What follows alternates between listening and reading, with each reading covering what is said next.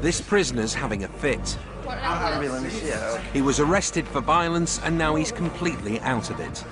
Under a doctor's supervision, he's being restrained so he can't hurt himself or anyone else. Have you got rigid cuffs? To make matters worse, he speaks no English. Gemma, could you get me a double crewed unit as an urgency, please? The sergeant wants an ambulance.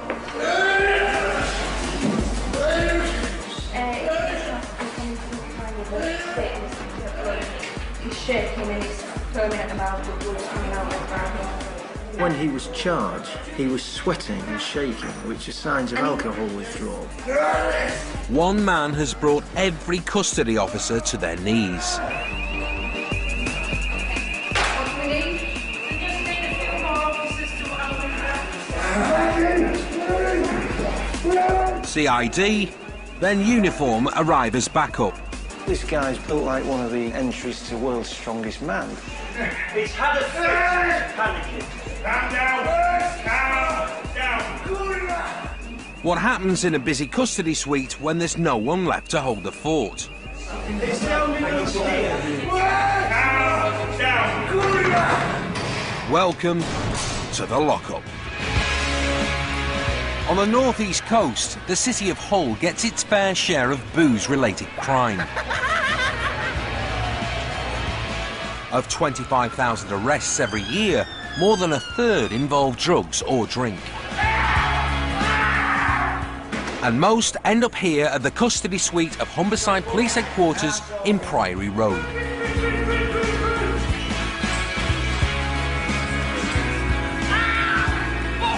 The man in charge is Sergeant Pete Swan.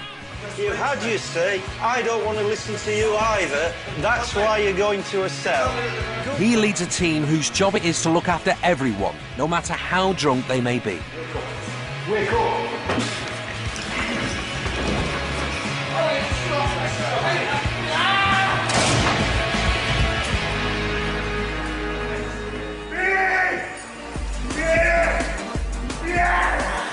Never have so many officers crammed into one cell to control just one detainee. And there are 15 other custody guests demanding room service. Sergeant Peter Swan has no choice. The lockup is shut up. Can you let everyone know that we're closed? We're trying to send prisoners, but we've got an emergency going on. I've never had to close the custody suite in all my years as a sergeant until tonight. It's a badge of honour. We don't close unless we have to. Even the paramedics have to wait for their moment. It's still not safe. We're going to try and get him on his side to get the hand behind his back and then bring the other one round. Relax, yeah? No problem. Have you had the background to what's happened? Yeah, partially. Yeah, and I think what you've seen there has been panic at what we've been doing. The difficulty is he speaks no English whatsoever, so he's got no idea what's happening. Yes, I am. Thanks. Ambulance. Okay. You're going to go to hospital. Yeah. It's a real nightmare situation for me, is that. An alcoholic Pole that speaks no English withdrawing from alcohol. And with 10 people all in one cell restraining one person, you can't deal with anything because there's nobody to deal with it, basically. So you just hope the same thing doesn't happen in 2 places at once, otherwise you're really up the creek, shall we say. He may be a patient, but he's still cuffed and strapped in case he becomes violent again. Thank you, everybody. Every man Jack Harry of us has been in the one cell, so that's why we've not been able to do anything. Oh, no. The shutdown means Sergeant Swan has to tell his boss, while the prisoner is chauffeured away in his own personal motorcade. I think he'll be OK now, though, because there's a taser car behind and there's 2 officers in the ambulance. So, yeah, it's all good stuff, all good stuff. But the tap was on in the toilet during all the fun and games. And eventually it's overflowed. So I'm not quite ankle deep, but I'm bootlace deep in water. So needless to say, when the prisoners press the buzzer, they're getting short shrift. Anyway, I'm open to business again. I'm just going to check that to see if it's stopped leaking now, Pete. The longest-serving lock-up staffer is on the case. Jill, the cleaner of 8 years with her plumber's mate. It's just dripped on me. I bet there's a hole in that pipe. We're generally managers of a custody suite, so if there are faults, deficiencies in stores or issues with detainees, that's our role. Feel under that side there, where my hands are. There was a deluge on my hand there when you did that. Anyway, I'll call the plumber. Before I go home, I'll come and check again, because I've mopped it, and it's not dripping now. Is there no end to our talent? She'd be the perfect woman if she didn't support LFC, you know. He's lovely, he's Swanee. We have a bit of banter because we support different rugby teams, so we do have banter, big style. All friendly, nice banter though. The next customer through the doors is up from London for a mate's birthday party. Have you been in custody before? Yes. Yes. Brief circumstances, please. He was seen urinating in the street. He was clearly in drink. And he clearly still is.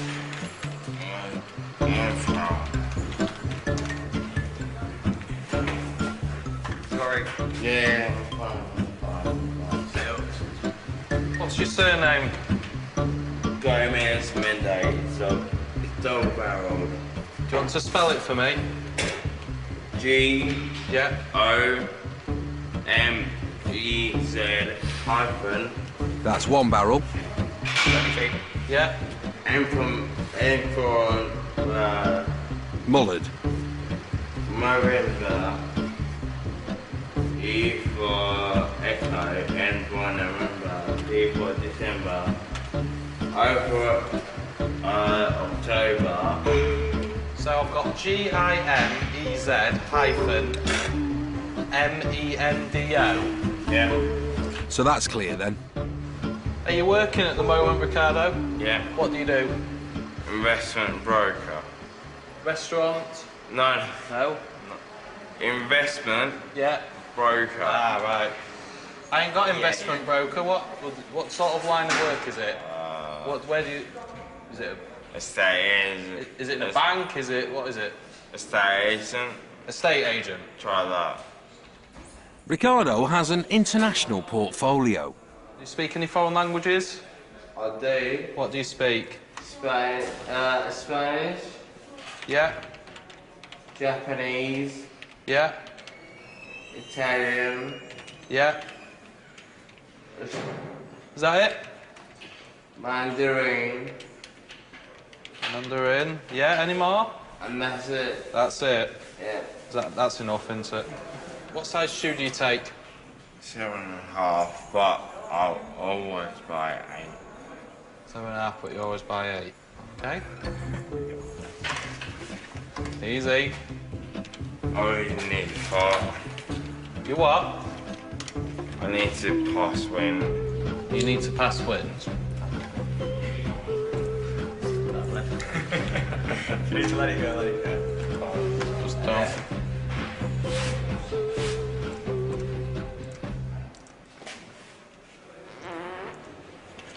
And that's everything.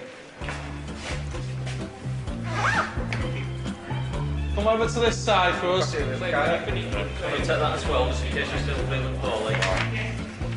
Pretty terrible, really, isn't it? Just out on a night out, you can't win in the street, and then after that, in the cells, it's a bad night. It's not what you want. Particularly enjoyed the answer to the shoe size. Shoe size. I'm a size 7.5, but I'll always buy an 8. Always buy an 8. You need a bit of light humour, I guess, don't you? Keeps you going. Absolutely. Keeps you going.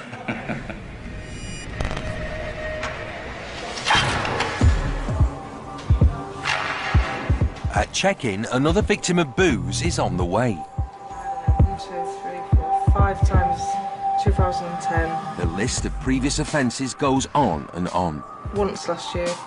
Criminal damage. Public nuisance.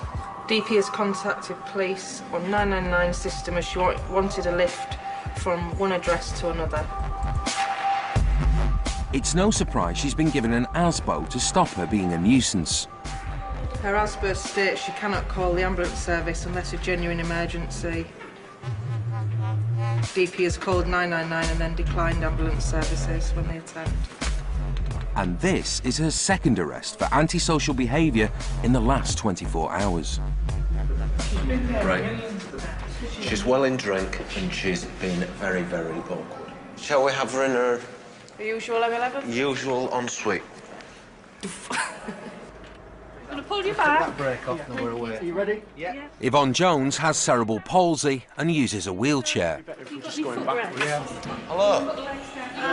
Welcome. Okay with your legs down? So circumstances, please. She lives in a block of flats. She has an ASBO which states that she can't cause disturbance to the neighbours across the way. She's been banging on the door, shouting and swearing at the neighbours. Arresting officer? Myself, 224. Hey you, 2224. Hey, I'm strong and there is no way that you're going to get away with this. And I will take her out with you. Is it because you're not going to hear? Yvonne? Have you had any alcohol, Yvonne, or any drugs today? Yes, I've had the alcohol, yes. Roughly how much? Which is a legal substance. Yeah, it's still legal as far as I'm aware. The money, yeah. How much have you had today? 2 cans, yeah. Strong beer. 2 cans of strong beer, okay, thank you. I've been dealing with this lady for the best part of 10.5 years. I cannot explain to you how many man hours, how many police hours, how many emergency services phone call hours she's actually taken of our time. Right, there you go. Stuart Constable has also met her many times. Right. Okay, okay. All right.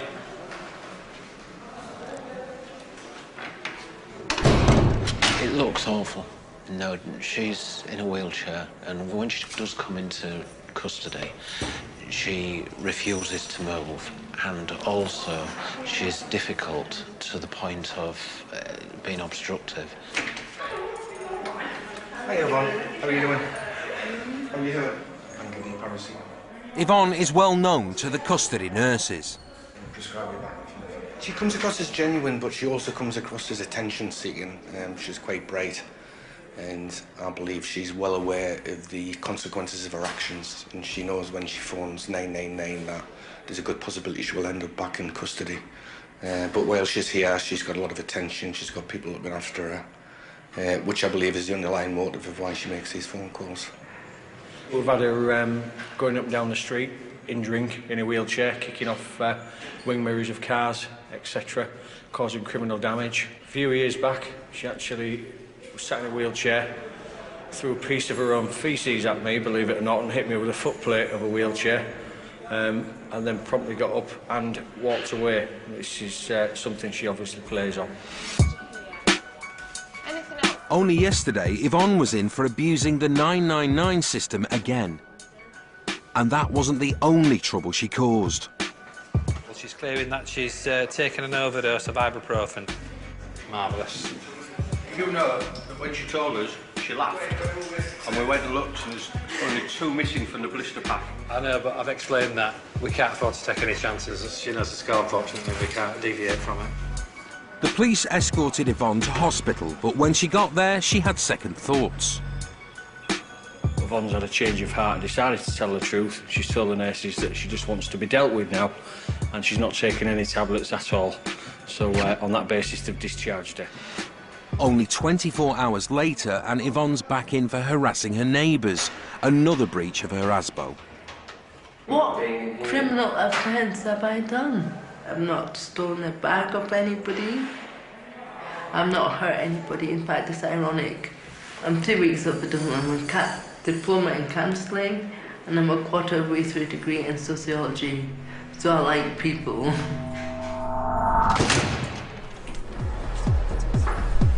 Domestic violence is often the result of over-drinking. Kerry Taylor and her partner were on the lash until she reported him for attacking her. Sunday, Kerry. Evening, Kerry. Have you been in custody before? But now Kerry's been arrested for attacking the police. We attended in relation to a domestic incident, and as I tried to move her out of the way, she's punched me in the arm. So she was restrained and arrested. Yes, she did. That's a lie. It's not a lie. That's a lie. That is not a lie. There was a report of a domestic incident, so we attended to make an arrest, and at that point, the alleged victim didn't want us to make that arrest, I think. Within the melee, a police officer was assaulted by the victim, so the offender was arrested, and so was the victim for assault police. Right, what injuries have you got? I've got fucking loads. Then. Right, I'll put them down. And that. You're right. All right, so we will investigate that matter, and then you'll be interviewed. Just going downstairs. Detective Coupland is on the case of the victim who phoned up the police but was brought in as the attacker. 2 in 30? Yeah. Tell us what went on. Right. Sat watching TV, as you do. Knock at the door, let them in. What have they said to you when they've arrived? Is he here? So I've said no. Said we can hear him. I said, all right then, so what? And when you're referring to is he here, presumably you meant you're referring to Peter. But they did find Peter, her boyfriend of 20 years, and nicked him too. Mr. Webster, you've been arrested for an alleged assault on your partner or former partner, so I'm authorising your detention here while we investigate that. He's also been attacked by his own dog. A dog was set loose, presumably with the intention of biting police officers, but it decided it would bite anybody, and it actually bit the alleged offender. So there was now an angry victim, angry offender, angry dog, and astonished police. And then starts running around my house like psychos. With that, a little staffy starts ragging on Peter's foot. This officer's account does mention the little staffy. Peter made a reference that he would get the dog off in his own way. He would, but they had his fucking hands pushed so far up his head, even God himself wouldn't have been able to move. Fair enough. Do you want to just pull your... Do you want to show my colleague? Yeah. He's got a few... Oh, is that from the dog? Well, it's either that or one of your dog biting me. Yeah, right. I'm not a biter, sir. More of a lover. Peter's not smitten, he's bitten. Now there's blood pissing out all over the floor. So I stood up to go stop the dog, and she grabbed my arm, twisted it round, and then pushed me head like that on the cardboard unit, hence this. OK. Which police officer was that? Ugly looking bird, about here. Dad, gingery, reddy, brown, and she wears too much makeup. No. Any special diet needs? Yeah, I eat steak every meal. Right. Did you hit her at any point? No. Violence isn't my thing. She said that you raised your right arm, drew it back slightly, and punched her in the left bicep. Can you remember doing that? Well, I tell you what, I've read some fairy tales in all my life, but that takes the biscuit. All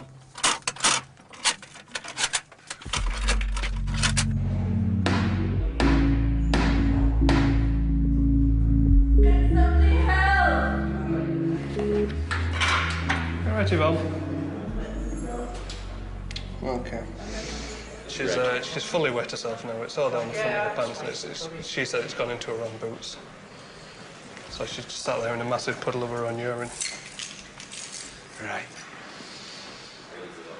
I'm going to have words. What more can we do? Because we know that she's deliberately doing it. Can somebody help me, please? Now, Yvonne, what's wrong? It's not the first time Yvonne has wet herself in custody. Well, why don't you get that wet stuff off? I've given you a boiler soap there to get into. You've got some new, clean clothes, basically, to get into.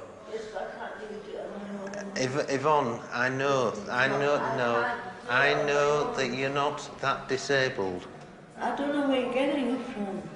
And I'm getting it from the medical professional who've looked after you before. I'm in an electric wheelchair 24/7. I really do. You are capable. You're capable of dressing yourself. I can't can't even get over to the boiler thing. Well, you got over before, didn't you? You was placed by the bench. Yes. And you got to the door. Yes, but this one wheel, yeah.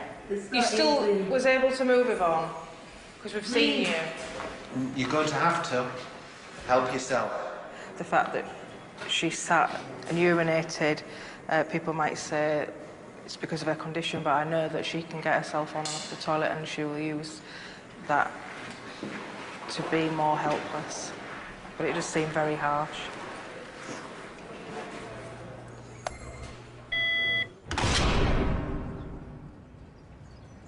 Sarah is making us some cappuccinos that the sergeant's brought in little packets. Bloody hell. These are really frothy, aren't they?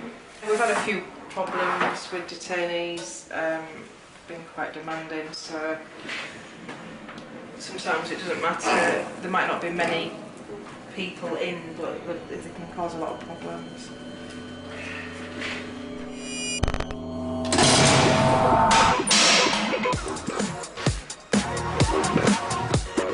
The party goes on. This boozer's been bounced for stealing a handbag at a 21st birthday bash. Samantha McLean was grabbed by the boyfriend of the bag's owner.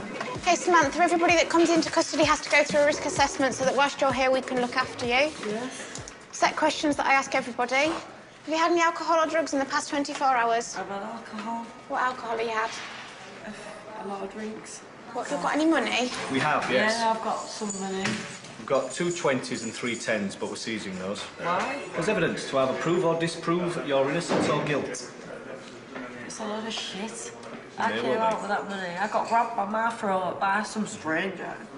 OK, Sam, you are 18 years old or older and have been arrested for a trigger offence, namely theft. Yes. I, PC 123. We're now going to ask you to provide a sample of saliva for testing in accordance with the Police and Criminal Evidence Act 1984. Yes. The purpose of the test is to find out whether you have the evidence of the presence of crack cocaine or heroin in your body. Yes. If the result of the test is positive, you may be required to attend an initial and a follow-up assessment with a drugs worker and to remain for its duration. Just do my spit test. I don't need a lawyer. I'm innocent and they're going to see that. Samantha, I need you round here, please. Just take a seat on that grid here. We drugs test everyone arrested for offences like theft because there's always a suspicion that they're stealing to fund a drug habit. It's going to be quite a bright light. I just need you to swing round and look into camera for me. I haven't stolen anything and I just got fucking... Samantha, don't talk about the offence. Okay, well, I don't take drugs, I don't steal. I've had a very good night tonight, apart from getting arrested. Have you ever done a drugs test before? Yeah. Yeah, so if I give you that, if you pop that in your mouth for me. I need your fingers in there for me. Oh, I've got 2 babies at home. Honestly, just thinking about them now doing this shit makes me want to cry. Don't cry. I would never say you're befriending them, but building a rapport so that you're not fighting with them, I think, is fairly important. I mean, you don't want to be on the floor fighting with them to get their fingerprints, which we are legally allowed to do. It's much easier to have a bit of a laugh if they're willing to have a laugh and proceed from there. I'm going to find out that I am right and they are wrong. They're going to let me go. So, Samantha, you've tested negative. Grab your shoes that you don't want to lose. Yeah, please, I don't want to lose the shoes. There are drunks who are nice people and there are drunks who are bad people. Some apologise, some can't remember, and some don't give a damn. I'm not convinced people can't remember what they've done. It is a good defence to having to explain away quite unacceptable behaviour when you maybe don't want to. Samantha can't be interviewed until she's sobered up. Do you want a cup of tea? I don't. Do you have sugar? Just one. Okay. At the minute, I feel like fucking shit. All I want to do is go to sleep, just wake up in the morning and go home to my family and my kids. I ain't done anything wrong and I've been locked. It'll be a long night. Sorry, 11 o'clock. Sean Patterson isn't drunk, but he did nick a bag of beer and then didn't come quietly. It took 50,000 volts from a taser to get him this far. Now he fancies giving the cops a taste of their own medicine.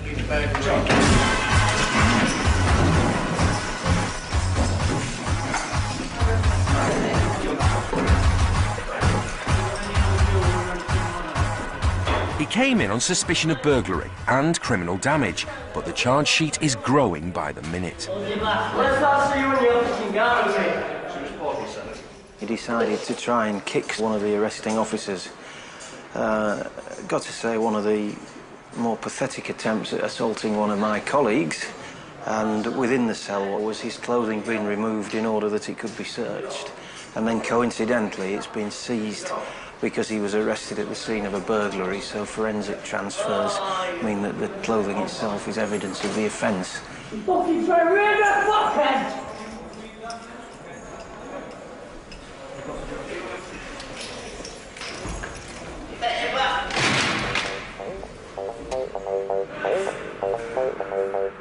Patterson is very well known to DC Rob O'Neill. Sean's been getting in trouble for years now. He's only just come out of prison. He's been out 16 days. And there's been a spike already in that area, which is the area he offends. So crimes have gone up. His particular crime of choice has gone up since he's been out. And it was the same last time. And then when he got sentenced last time, crime went down, virtually stopped. And what did he steal this time? All this aggro over a few cans of beer. I've got a simple job for you. Why I sent him. He's got away with a lady. It's a lad called Patterson. Nasty piece of work. He's in for burglary within the dwelling, damage, assault the police and resist arrest. It's up to the Crown Prosecution Service to decide what charges Patterson will face. The lager is actually out of date and she bought it last year. And this is out of date and the box, the serial number matches with what's on the cans. The CPS lawyer that's picked it up is really positive, to be honest. But I think it should be good news and we're getting charged. Okay, Commissioner. Right, CPS made a decision on what we're going to get charged with. All right. And it's a long list, including criminal damage, Without lawful excuse, damage offence of value unknown belonging to Robert Brown. kicking his arresting officer, Assaulted PC 2468 Stevens, a constable in the execution of his duty. and nicking the beer. Having entered as a trespasser part of a dwelling, namely a garage, stole therein food and beer of a value unknown. Do you want to just sign on there so the charges have been read out to you? You're not going to be getting bail today. You're going to be kept in for court in the morning. All right? If Patterson is convicted on all counts, it'll bring the total on his rap sheet to 126.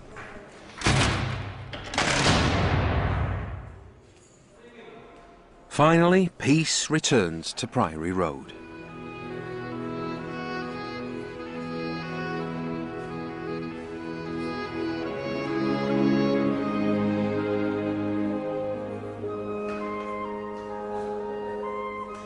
But not for long.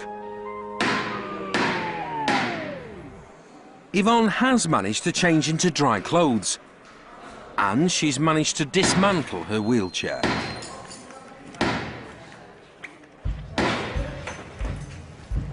What are you doing with that? I was buying to get some attention calls.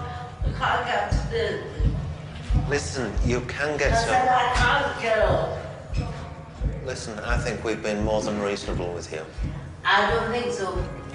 No, because I know that you've got enough power in your top half to pull yourself up. I've not got enough power in my top half to put myself up. I've got to post in my inside. You can actually walk as well, can't you? No, I For a can't limited actually player. walk. No, I wish I could. Let's see how you get on. No. Yes. You're being difficult for difficult's sake, aren't you? Please. Cyanide.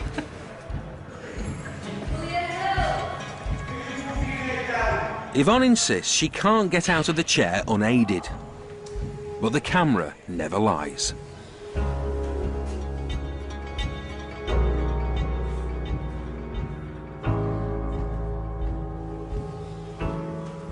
She doesn't know she's in a camera, so does she? Not so quickly.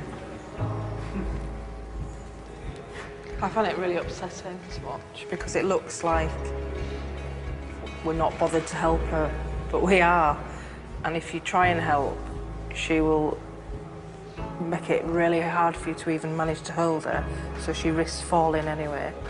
But no, I find it upsetting to watch. At the end of the day, she's done what she said she can't do. Is that her? I would think so. Everybody else is tucked up, aren't they? Wish I was.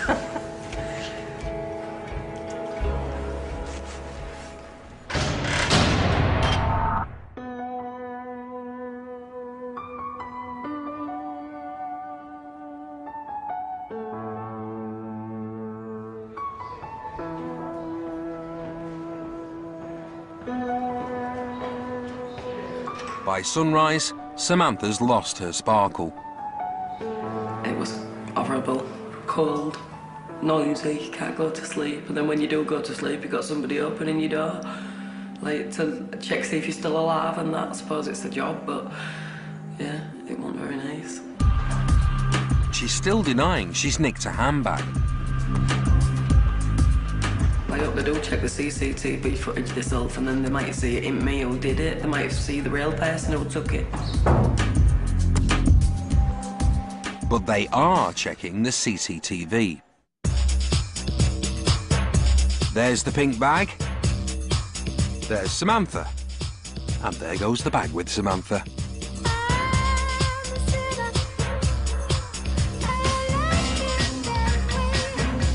They got a CD of CCTV, and I was on it doing something I shouldn't have been. I felt stupid. My face started burning. So camera never lies, does it? Spare of the moment decision I wish I hadn't made. And that's why I'm here. I'm a silly girl. I don't know what I was thinking.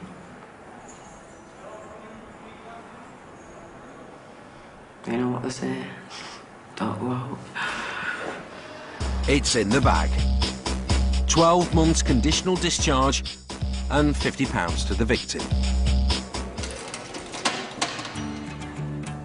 There you go, room service. Cheers. Well, you don't get this at home.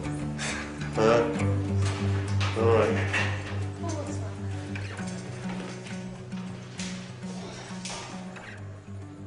It's not a very nice feeling to be waking up here. We came up here about 9, 10 o'clock last night, checked into the hotel, started pre-drinking at the hotel, and then literally just don't remember anything from 12 o'clock onwards. That'll be probably about the 2 or 3 bottles of champagne that I probably drank before I went out last night. In London, obviously, all the investment brokers or bankers, that's all we drink down there. I actually don't know why I was brought in here. Maybe for drunk and disorderly. I'm not exactly sure. Mr. Gomez, you want to come this way for me? In fact, Ricardo was brought in for weeing in the street. Just follow me around here. But it may not be his only crime. Have you had a drugs test done before? Yes. All right, so what you need to do is put in your mouth for me. Get some saliva on it. Don't chew it. Just get some saliva on it. Thank you. All right, we're testing for cocaine, crack cocaine, or opiates, heroin.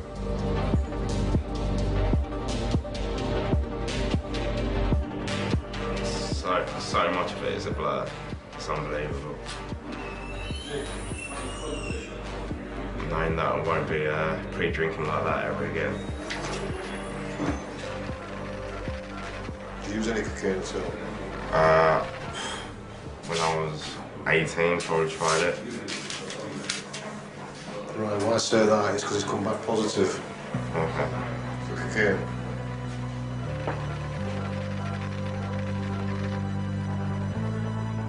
As soon as I left the hotel, I could not remember even coming here. Do you have a skinful? You might want to put it that way, yeah. But you can't remember what you did? No. What you got up to? All right. So what that basically means is you've got to see a drugs worker while you're here. All right? As long as you agree to seeing the drugs worker while you're here, no further action on it. It's like half an hour. Yeah. All right.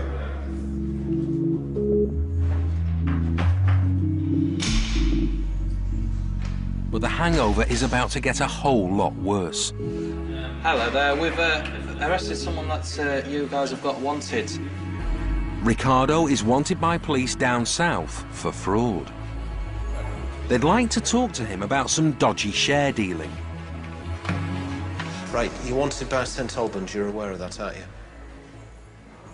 No. Well, you are. Okay. Okay. They're travelling up to see you.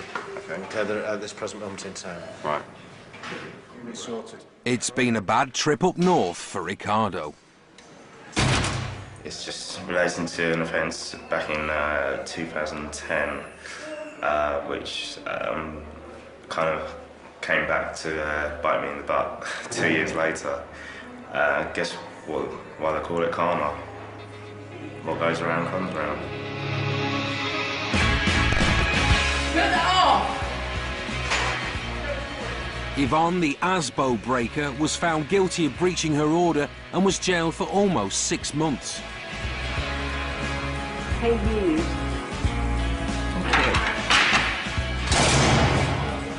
Kerry Taylor, the victim of a domestic attack, is now a convicted attacker. I bet you're married, aren't you?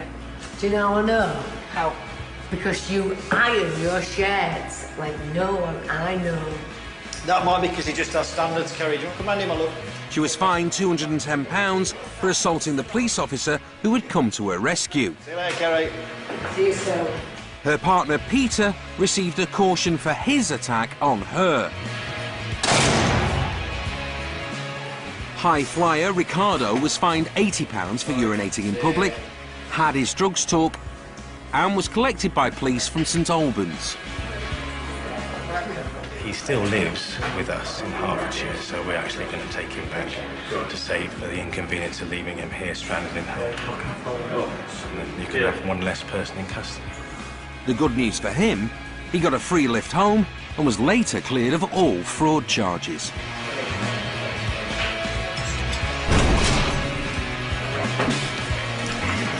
The beer burglar who kicked off got 6 months for his troubles. Convictions for assault, criminal damage and burglary did indeed bring his grand total to 126. Calm down. More than our fair share of argumentatives today, so yes, it's nice to finish. And the man whose seizure closed the lockup denied a charge of threatening to kill. The case was closed and the matter left on file. I'll be back for more tomorrow, and I'll expect more drunks and more domestics. My theory's always been expect the worst, and then if there's anything different, it's a bonus, isn't it? Dead of night, all is calm at Humberside Police Headquarters. It's oh so quiet. But not for long. Oh so spacey now. Something menacing and sharp-toothed is on the way. It's an industrial chop saw. And they're unaware of the trouble that comes with it. What did he taser for? Hang on, why does he need his taser?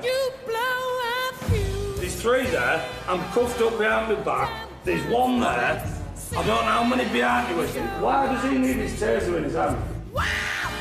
Michael Leslie, arrested for nothing. Welcome to the lockup.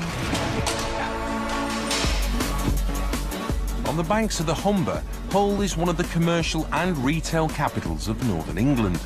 But where there's money, there's crime, and more than 3/4 of Humberside businesses are affected every year, costing each of them £30,000. Whatever the trouble, it's Sergeant Peter Swan and his team who pick up the pieces at Priory Road Custody Suite, where we've been filming for a year. Oh yeah, that's picking up that microphone that I'm wearing. If you have an argument with anything that happens, that's with me, not with anybody else.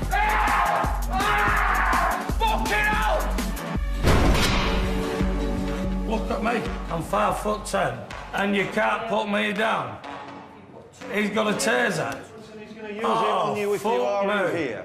The first customer of the night, accused of nicking that industrial saw from a business, has got real attitude. Can't you answer that? Why does he need the taser? Because you've been violent and he's going to use it on you if you are in here. Hang on. Behave. When arrested, Michael Cox was so angry, the police threatened to taser him with 50,000 volts. Listen to you. Yes, I am listening to me, and in a minute you will, and if you don't, I don't care, but here's what's happening. I'm authorising your detention here for burglary. We'll find out what you need. You're talking over me. I am, because I talk, you listen, I don't listen to you. Type Do we of police think this state guy is this? doesn't want to play? Are we in Colombia? Talk Well, to we've me been properly. through those questions. Let's go through the questions then. You will then speak to a nurse if necessary. Question away. But you don't make demands of us. Question away. We assess your needs. Question I'll away. leave you with this You're officer. not important, you're nobody. Do you understand? Question away, and I will answer. Good stuff. Over to you, Jim. You can only take so much of people shouting and cursing at you and your staff. I'm not having people coming in here and laying the law down like that. But Mr. Cox has more questions than answers. And is there any chance you could answer me? Why is that still stood behind me with a fucking taser? Is there any need? Come on, Michael, let's go down to the sub. Well, there ain't no need, is there? Turn this way for a second. Come on. 4. He will stand there 5. till I tell him to go away, and I haven't yet. That's why he stood there. Oh, that's why you're a Yeah, we all are. You just kick your shoes up before you go in for me. Well, I think he's claiming that he'd found stolen property and wanted to return it to its due owners via the police. Unfortunately, our staff found him and assumed he had stolen it. I'm assuming that as well. I think he's banged to rights and he's just upset with himself for being so stupid. It's not something that you would be nipping and borrowing your neighbour or whatever. It's an industrial saw. It's not something that a general member of the public would have on them at 2 o'clock in the morning. Gone with far with some with a fucking taser, isn't it?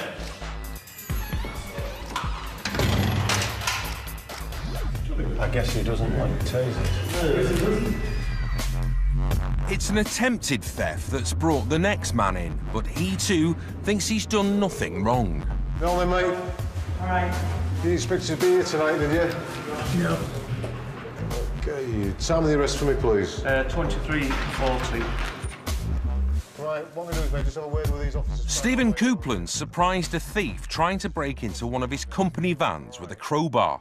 And the brief circumstances for me, please. Yeah, gentleman's disturbed a male breaking into his motor vehicle. Subsequently detained him, and during that detention had some sort of fight with him and allegedly assaulted him. And the offence? Section 18, wounding assault.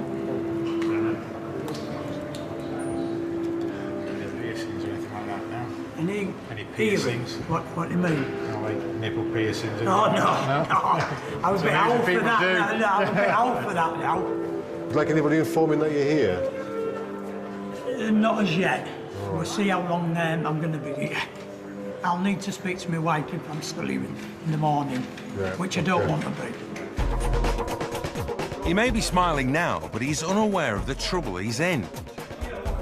His actions have put the other man in hospital. He has got quite serious injuries, which obviously has got to be assessed by a doctor. There was a substantial amount of blood on the pavement. I mean, it is a serious assault. The indication from the paramedics is that he may have some fractures, and the guy was sat down with blood coming from an open wound to his head. You ever tried to self-harm before? Pardon? Ever tried to self-harm? No. You experienced any mental health problems or depression? Only that I pay a lot of tax. That's getting you down. That's a good, that one does. Mr. Coupland insists he was simply defending his property. Somebody was breaking into the van in one of our vans. It had been broken into last night and the night before, and he came back to do it again.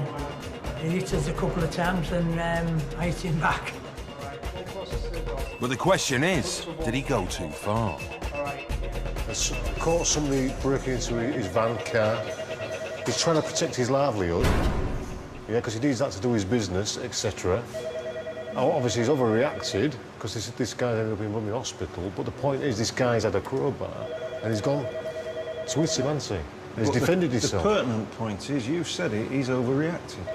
We don't know at this time, though, do we? No, we don't. Because we don't know the injuries. Which is why we're investigating him for GBH.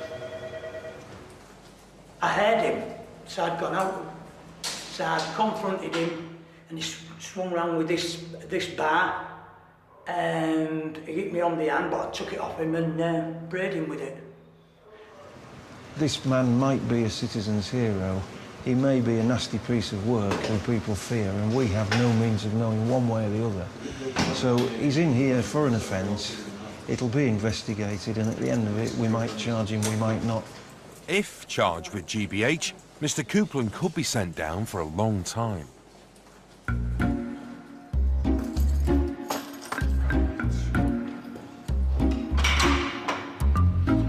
Would you like something to eat? I've got a lasagna, a shepherd's pie, or a vegetable chicken curry. Chicken. Okay, no problem. It's dinner time at Priory Road. Sugar's in. Which gives Sergeant Swan a chance to wax lyrical on his pet subject. I have a retired racing greyhound, and they're beautiful pets. And they're also badly abused sometimes, looking for really good homes. So it's really my attempt to bring it to people's attention that they're big beasts that don't need a lot of exercise. They sleep for most of the day. With a greyhound, you get what you expect, a fast-running, gentle beast. You've just been on about 10 minutes about greyhounds there, haven't you? Yeah, but 10 minutes of good value. Jeez.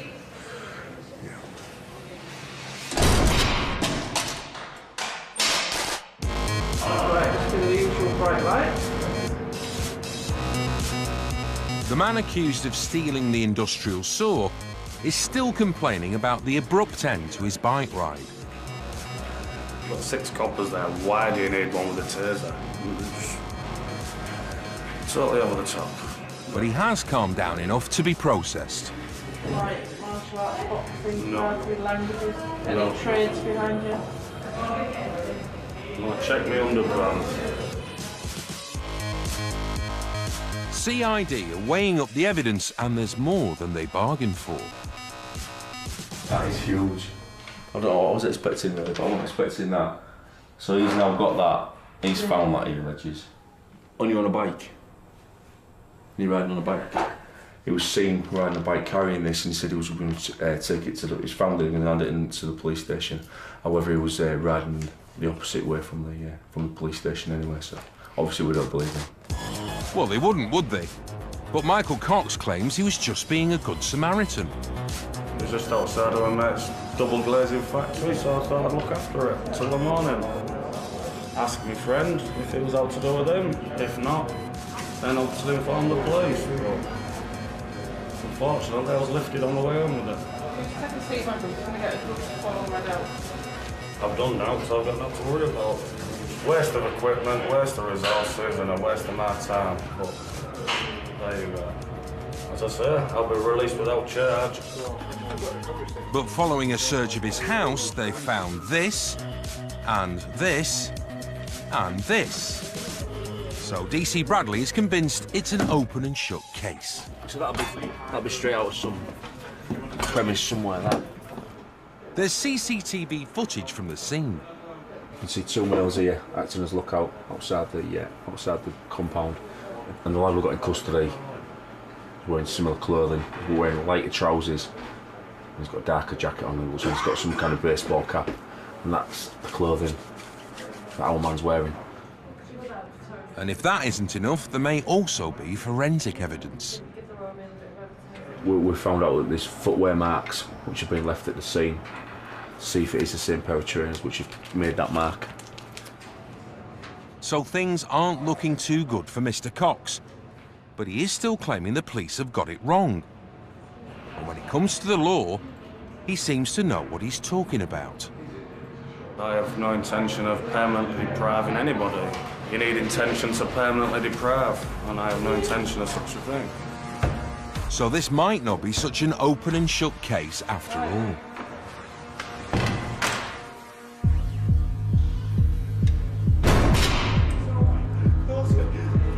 The next customer through the door isn't so coherent. He's talking but making no sense. sit this down. Don't sit down. Get up. Settle down. Don't sit this down. It was Dick Robinson, BBC Three. Nicholas Robinson has been drinking all day. My name was Dick Robinson, and the man as fuck, I've got all coppers and bastards told. I think it's on my fucking lip. You daft bastard. Sit this down. What this is, Aston Villa for life. Enough. I'll knock you out as well. What, where you think you ranks my ankle? Fuck you. 1 in 3 detainees are under the influence of booze or drugs. Can I put my fucking wrist? Take him straight to a cell. Yeah. This one's so aggressive he can't be dealt with until he's sobered up. What's your It's just standard procedure, just getting them in the cells, just make sure it's safe for their benefit, really. It looks a bit oppressive, but it's not. It's merely keeping it so they're safe and don't injure themselves. Drink makes people behave like violent oafs on occasions. And that's why we leave them as long as we can to sober up, because they're different people when they're sober to when they're drunk. At one point he just lashed out and slapped Smil across the face. He then started throwing punches round and about in the pub. All right. Good lad. What's he done to you? I think he's got a major issue with alcohol, that's the main thing. He's been drinking all day, hasn't he? Obviously not drunk enough. No.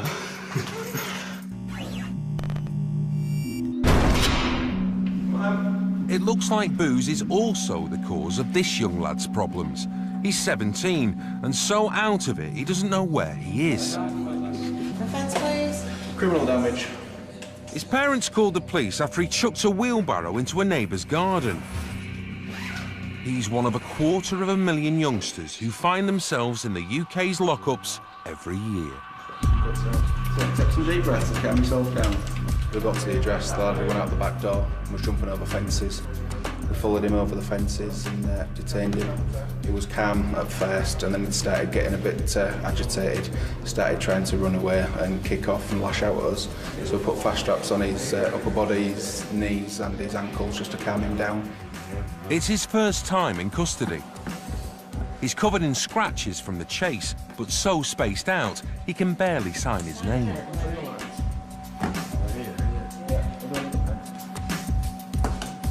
You're only very good to stay, are you? Sign on there, just for your belt, mate. Sit yourself down, go on. So just how drunk is he? Nice deep breath and blow. Go on, keep going. Keep going, keep going. Well done. Smashing. So we need. A lot of effort there. In through your nose, out through your mouth. The breathalyzer reveals it's not drink that's to blame. Right, what else have you taken? Why? Because it's important that I know. You've had more than Stella. They're worried he may be hiding something. He might not have slept for a week, and he's now not under the influence of any drugs anymore, and just completely knackered. Not knowing the cause means the risks increased. So he's placed on regular watch. Arrested for attacking a man trying to break into his van, Stephen Coupland's been in the cells overnight and is now a little frustrated. They told me I would be out very early this morning and it hasn't materialised. They must be seeking more evidence or whatever.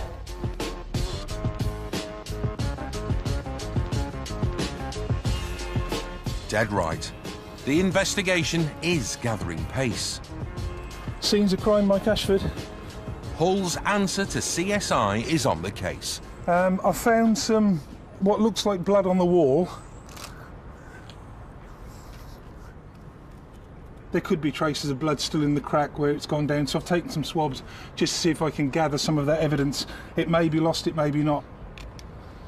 I found 2 bits of plastic on the floor that could be off clothing, off a buckle or something, I'm not sure. And there's also a cigarette end near the gate which I'll have for DNA as well. The van's soaking wet, so I've arranged for it to be recovered. If he had had fingerprints around the lock where he's tried to get into it, it will need recovering to be dried out for a later fingerprint exam. It's got extensive, well, quite bad damage to both front door handles. Aluminium chrome shroud around the sliding door has all been bent back as well. Okie doke. Well, I hope you'll see to me within a couple of hours, because I've got staff in mourning to get to jobs, and they won't understand what's happened. Coupland's interview will be crucial, but before it can happen, his solicitor needs to be fully briefed. DC Kirsta Wood is the investigating officer. Right, I've prepared a disclosure document for you if you want to have a read through, and I'll answer any questions I can for you, if you wouldn't. How is the alleged victim? We've just received a telephone call from the sergeant to say that he will be going into surgery, but we don't know exactly what the nature of that injury is. We believe it's to his ear and to his hand. But we're still talking about wounding Yes. allegation. The reason for his arrest for wounding. The nature of the injuries would suggest more of a wounding than an ABH. Okay. Offences of wounding are much more serious. One of the worst is GBH, for which Mr. Coupland could get life. If I hadn't hit him, he would have hit me. He has instigated the matter with swinging for me with this bar. I'll have to wait for the outcome, won't I?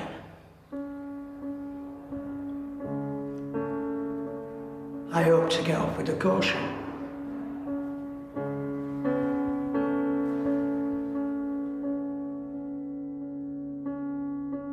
It would appear from what he's already said to officers at the time of his arrest that he's claiming self-defence and reasonable defence of his property. So it's a matter for us to get that account from him and put that against what a reasonable person in the street would believe is reasonable force. We'll see you in a few minutes. Mr. Coupland.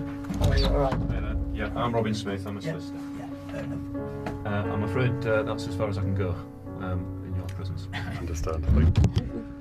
It's a very serious offence. He could go to prison, so it's very serious.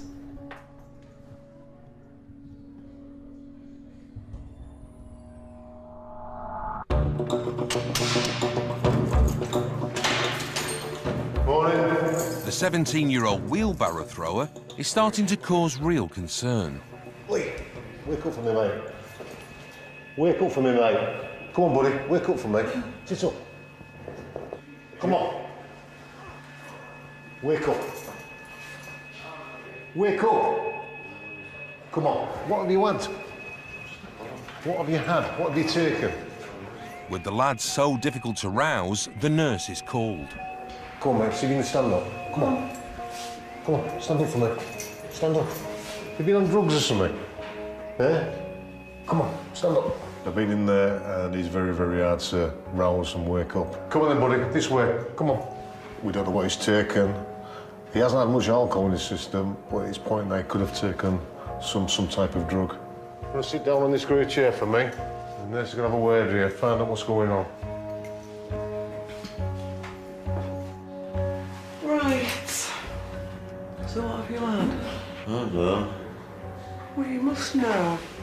I don't know. What's making you like this, then? Pardon? Oh.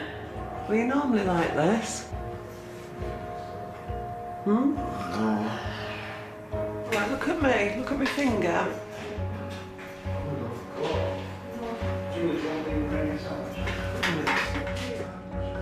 His general condition gives cause for concern in that his pupils are unequal. His clinical observations are quite down on what they should be for a 17-year-old. He denies any drug use, so I'm going to send him to Hull Royal with a view for them to reassess for head injury and any intoxicating substance that he hasn't admitted to. We are going to send him to hospital for observations, really, so that if his blood pressure continues to go down, obviously there comes a point where your body can't function and it's a critical incident then in terms of health. So hopefully they'll detain him so that if that happens, he's in the best place to be dealt with when it does.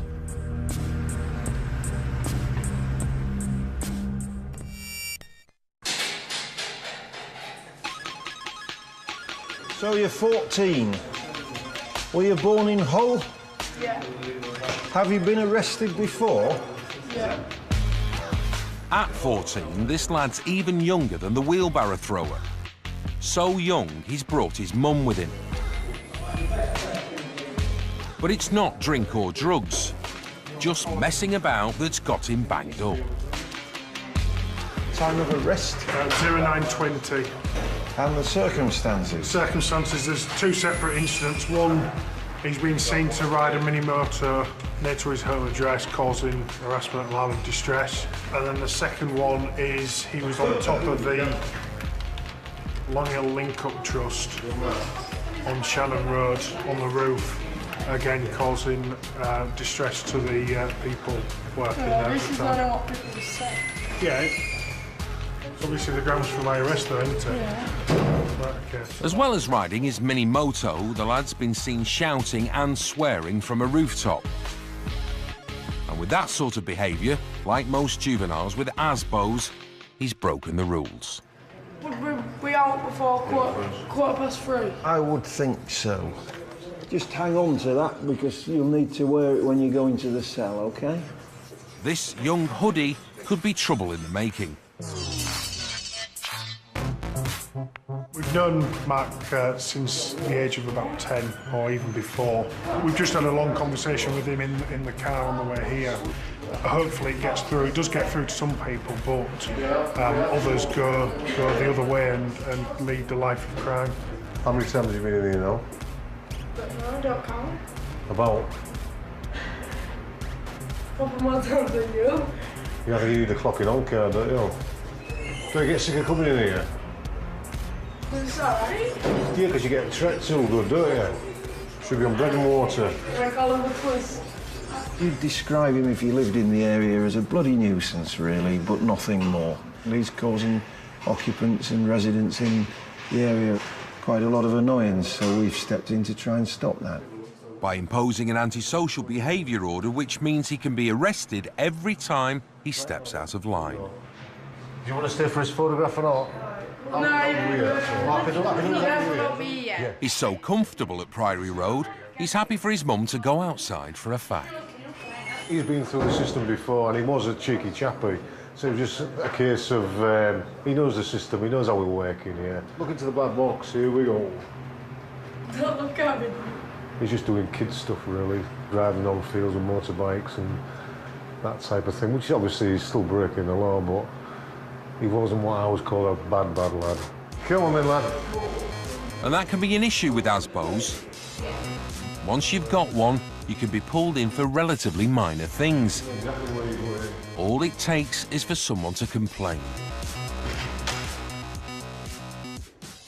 I got arrested a couple of weeks ago for... They thought I was smashing a sign up outside the shop, but even the shop owner said it wasn't me, it was just the kid saying it was me. An ASBO can be a sledgehammer to crack a nut, where you have children engaged in activities that children just engage in, and we can criminalise a whole section of society in the years ahead. The law is an effective tool if used properly, but I think we often use them incorrectly. Most of my mates even said they would rather be in prison than be on an ASBO. Because you're getting locked, you get locked up like nearly every day for things you haven't done and for things you have done, like really silly things. Like, just for swearing at someone. For now, he'll have to await his fate. Stephen Coupland's given his side of the story and has been told the man he assaulted needed surgery.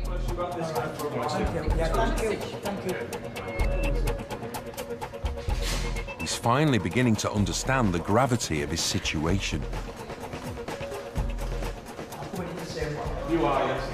This is a hard-working family man, impeccable character. Over the previous 3 nights, or 2 nights, he's had Attempts have been made to steal his van or steal items from his van. This is the third consecutive night, and on this occasion, he effectively has caught somebody red-handed. You can only feel sorry for him, but he gave a good account of himself in interview, and hopefully police will come to the right decision. They believe I've gone too far. I've gone further than self-defence. Do you agree with that? No, I don't, because if I hadn't have done that, he would have done the same to me. And he is Matthew Higgins. Matthew, I'm just going to book you in. Just released from hospital and in big trouble for taking a crowbar to Stephen Coupland's van. I had my back to him, trying to obviously break into his van, and then he hit me from behind. If I'd have seen him coming, I'd have run. You know what I mean? But I didn't even see him coming. And when I went down onto my knees, he carried on beating me over the head with the steel bar. Put my hand up to stop, to like deflect it, and that's when he shattered my hand, yeah? There's also severed my ear. My ear was hanging on by that much, yeah? But where does the truth lie? With 36 convictions, including wounding and possession of a prohibited weapon, Mr. Higgins has a lot to lose. When the police turned up on the scene, they found me sat on the floor with my head between my hands, with my ear hanging off, yeah? Blood gushing everywhere out of my head, yeah? And my hand totally smashed in. I'm black and blue from legs upwards, yeah? And this is the bloke who reckons that I attacked him. Yeah, he hasn't got a mark on his body. He's got a scratch that big. He couldn't have even got from shaving.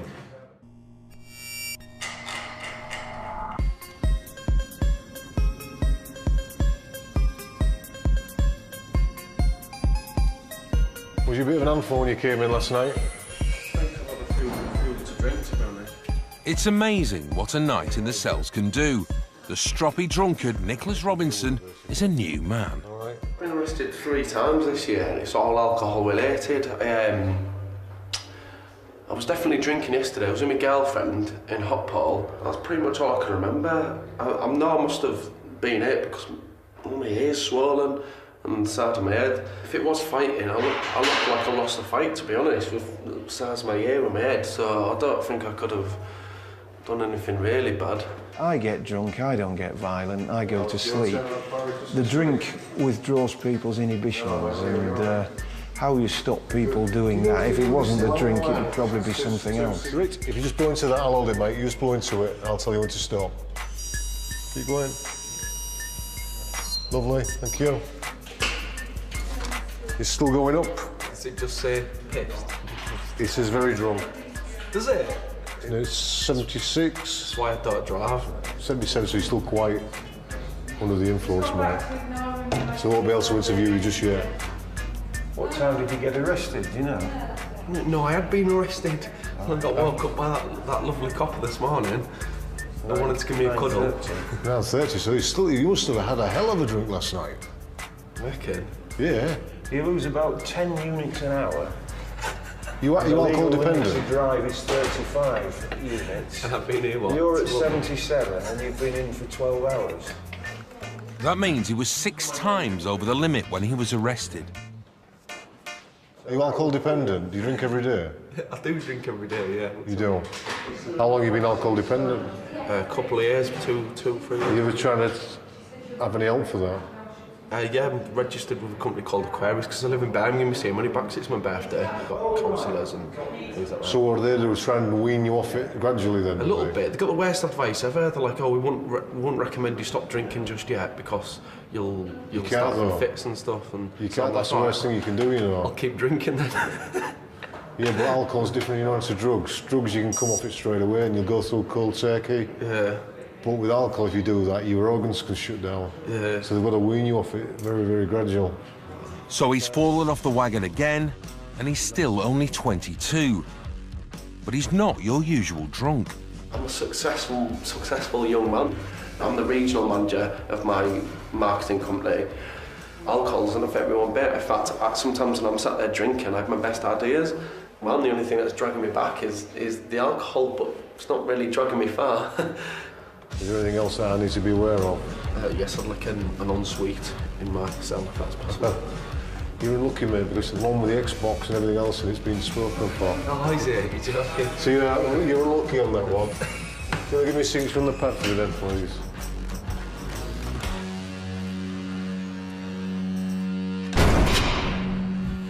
Time for another cuppa, and Sergeant Swan is still barking on about his pet subject. So for Pete's sake, adopt a greyhound, and back home we've got another dish that says, for Rocky's sake, policemen need good homes. Retired policemen need good homes. That's the one, isn't it?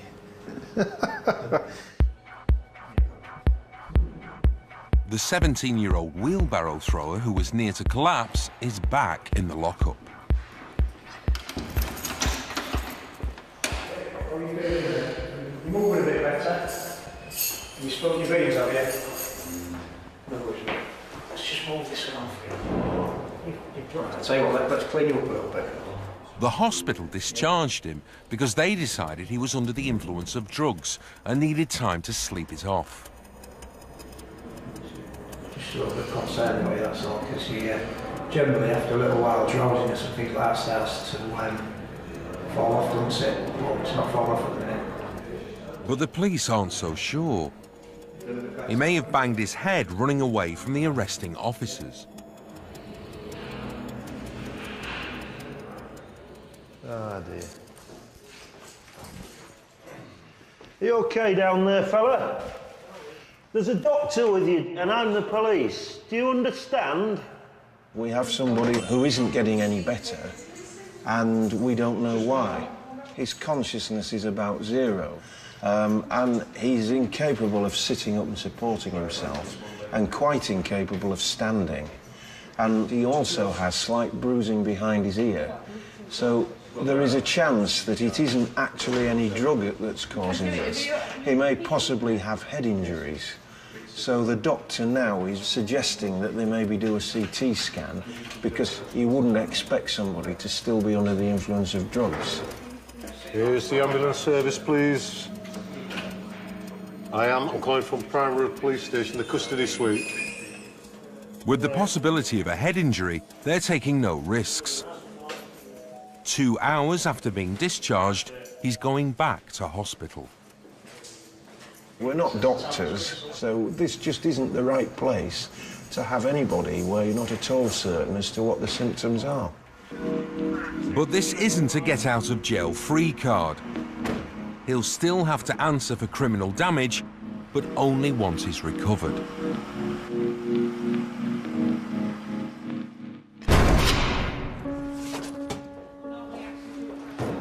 The Crown Prosecution Service has decided Mr. Coupland does have a case to answer for using excessive force. The charge is Section 18, grievous bodily harm with intent. Unlawfully and maliciously cause grievous bodily harm to Matthew Simeon Higgins with intent to do him grievous bodily harm contrary to Section 18 of the Offences Against the Person Act 1861. Do you have any reply to that charge? Not guilty. But I didn't think I would be charged, actually. I didn't. And you didn't really, did you? All I could say to you is that it's entirely up to the CPS. They're presented with the evidence and they make a decision based on that, and it could have gone either way, really. I think it came as a bit of a shock to him. I'm sure he was expecting a bit of a slap on the wrist to telling off. If that, GBH with intent, one down from murder, really. The only element missing is that he didn't kill somebody. I think it's an actual reaction. Obviously, you see somebody breaking into your property and your belongings, you're going to confront that person because nobody likes to be have items taken away from them. That's the rule of the jungle, isn't it? If we allow that, somebody attacks your property, you do what you like. You seek your vengeance. That's vigilantism. I'm hopeful I will win, and that is it.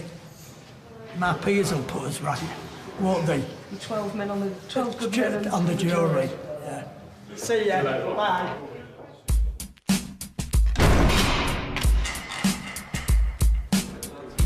When Nicholas Robinson eventually sobered up enough to be dealt with, he was charged on 2 counts of common assault. Would you like to make any reply to those charges? You don't have to. He pleaded guilty and was given a 12-month conditional discharge. Okay, Mark, I'm going to charge you with a breach of ASBO. The 14-year-old boy admitted breaching his ASBO and got a 12-month youth rehabilitation order.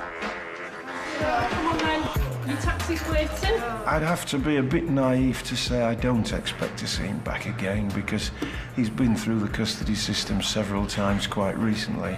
But, you know, you can't write a 14-year-old child off at this stage, can you, really? Yeah, look at me, look at my finger. So what have you had? I know. Well, you must know. No. The police never got to the bottom of what was wrong with the wheelbarrow thrower. But he did recover, admitted criminal damage, and was dealt with by the Youth Justice Service. Michael Leslie, arrested for nothing. Mr. Cox was right. The evidence didn't stack up and he was set free. There was never in any doubt that I'd be released without charge. All this has done is cost me work because, as you saw, they took all my tools and no tools, no work. But that's the police for you. They're the one-track mind.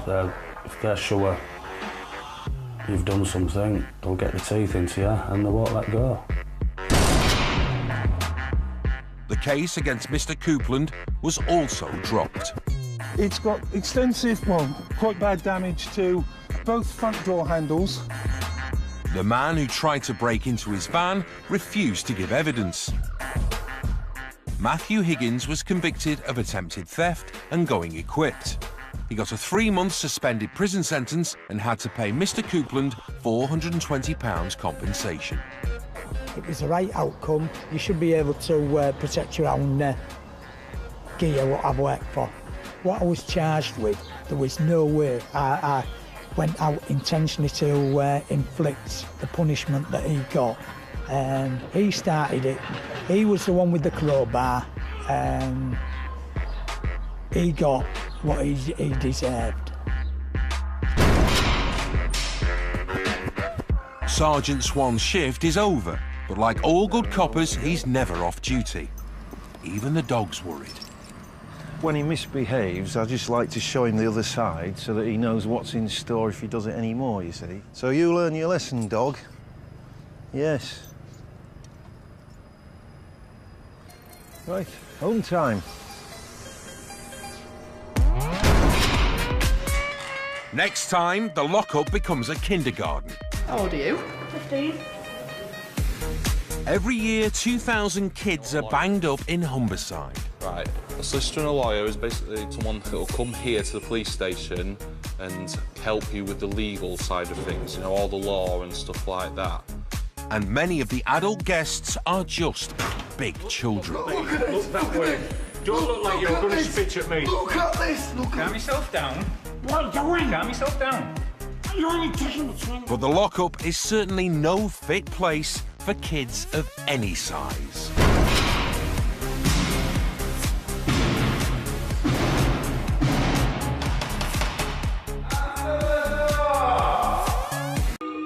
The custody suite are receiving one of their youngest and shortest guests.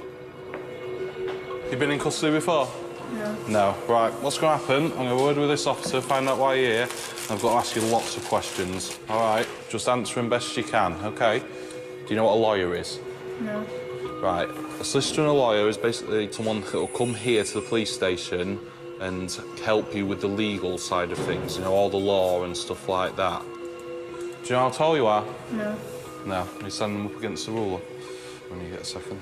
Why would you stand across this? 4'7"? The boy is 11 years old, but arrested for theft, he's treated like any grown-up. Young man, I'm going to authorise your detention here. Understand that? All right. As my colleague said, if there's anything you're unsure about, just ask him. We'll try and explain it in better terms. All right. How long will you be here for? Until it all gets sorted, I'm afraid. Welcome to the lockup. This is Hull, home to 250,000 people and Humberside Police. At police headquarters, the custody suite looks after 6,000 people every year. And amongst them are 600 children. And you date of birth? 12, right now. How old does that make you then? 12. The man in charge, Sergeant Rich West, knows the lockup is frightening, whatever your age.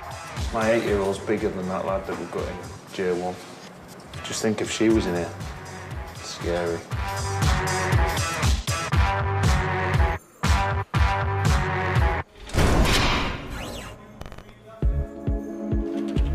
Brief circumstances, please. This young man has been seen to be on the lower roof of the old New York building, removing items of metal and lead, and he's been arrested. All right, can you give me a signature? Do you know what your signature is? No. Basically, if you can write your name, just to say that you've answered my questions, OK? Just write my name. Just write your name in that box. So what's going to happen now? You go down and sit in a cell. The officer will show you where the button is if you need any help. OK? And I'll sort out what's happening going on. Pick your boots up. Hold it. 11 years old. First time in. He looks very worried, that one, doesn't he? I think he was getting a little bit teary there when we was cutting the cords out of his pants when he was getting. OK, let's bring the next one in. The boy was caught with an older mate who knows the routine.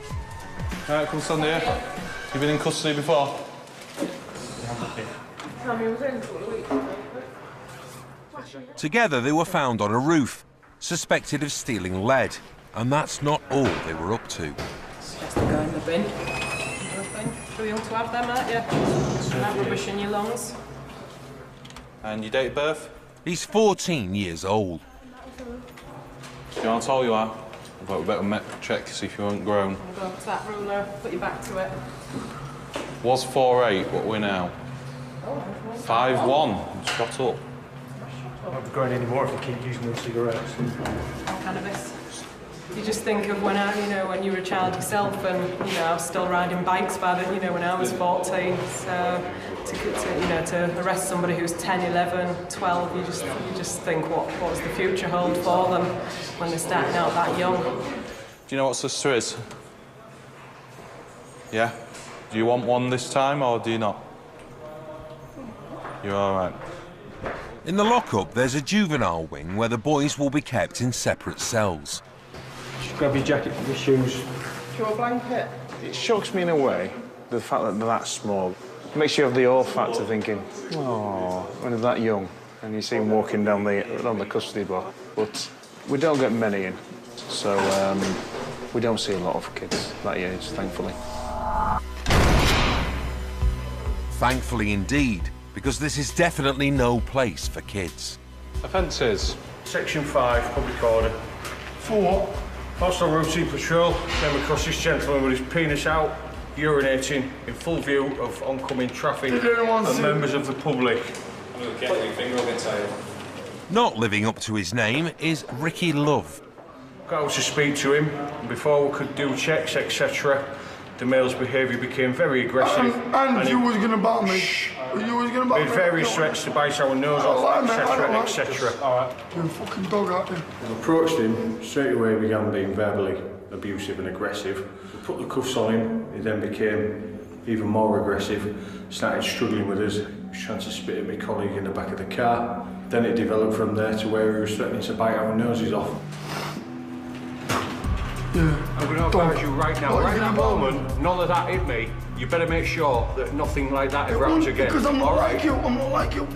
Turn around. Listen. Spitting is an officer's nightmare because of the risk of infection. But I'll hand you a pint. Look at me. Look that way. Don't look like you're going to spit at me. Look at this. Calm yourself down. What are you doing? Calm yourself down. You're only taking the trains. All right, look at you. Look at you. Chill out now. I'm not struggling. You're taking the trains off. There you go, look. There you go. I can struggle. What are you doing? My fucking arms. Calm yourself down then. I'm not, I'm calm. I'm going to relax. Don't make any silly spitting faces more or cords. noises. All right. And there you are. Do yourself out. Put your hands up there. Put your hands up there. Ricky. Is it Ricky or Richard? Right, put your hands on there. Keep them on there. There you go. Any middle names, there. Ricky? Ricky, you're 27, yeah? Yeah, 27. Do you class yourself as white and British? Yeah. Do you know how tall you are? All right. N6.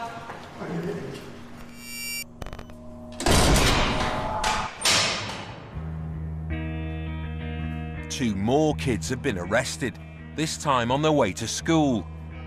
Two juvie females coming for shop theft from St Stephen's. And one of them has kicked off. Let's have a look. One's attacking security. Matt, Waterman up, please. Yeah, they've spoken to them, the officers, and they've calmed down. The two sisters. It's the younger sister's first time in custody. And the brief circumstances, please. Police were called by security staff reporting that two females had been attacking them after being detained for shop theft. When we attended, the two females initially refused to give us details, so in order to identify them, we've had to arrest them. So the issues of the shop theft. She's been seen to conceal a bandage. Can we take your hair grips out and I need your hair bobble out as well? Oh no, my hair's next. Oh no, but I need it. So you're just gonna have to go for the wild look. I know how you feel, to be honest. I struggle with my fringe. Yeah, I know, because I've got a lot. They can fall out, you know. Right, I'm going to do a risk assessment, so don't be offended by any of these questions. Ask everybody the same questions when they come in, all right? Have you had any alcohol, drugs, or anything like that in the last 24 hours? Solvents? You're not going in trouble? Not drugs. No, have you had any alcohol? Maybe a bit of wine or whatever it was last night. A bit of wine, whatever. How old are you? 15. Wayne, can you just take the lady down to J1, please, mate? J1. Yeah, please. Right, see you later. It is a really low-value shop theft, but we couldn't ascertain their names or who they were. Once we got them separated, she's been a pleasure. It's just, I think, a bit of bravado in front of her sister who was like a wild animal. We ended up having to struggle with her a little bit to get her in handcuffs. So, yeah. The oldest sister is 16. You all right? Obviously been crying. Yeah? You all right? And the offence, please? She's assaulted the security guard by scratching his hands and kicking him several times in his shins. Right, do you want to just start taking all your jewellery and everything off for me? That's it, we're talking about as well. Eh? That's it, we're talking about as well. Right. Everything.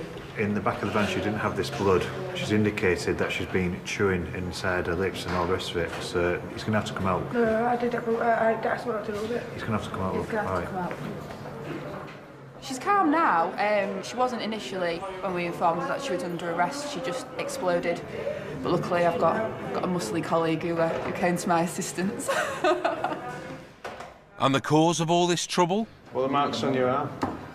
Burns. Burns. How's your arm? Salt and ice. Salt and ice? Salt and Ice is the latest schoolyard dare. The girls were nicking the bandage to treat this self-inflicted frostbite. You put salt in your own ice on it. It burns you. Why would you do that? I don't know. Just to see if it did. It's difficult for us because we need to get past the custody side. When you're bringing in a child, 15, 16 years old, who are completely compliant, they'll be wondering why on earth we brought them to the custody suite when we could deal with them by means of triage, reprimand, caution, whatever. But we have to stress, at scene, we're absolutely wild, weren't we? Yeah, it was like Jekyll and Hyde, we had her up against the wall, didn't we, struggling to restrain her. She was just like a wild animal. Are you at work this morning? Time to call the girl's dad.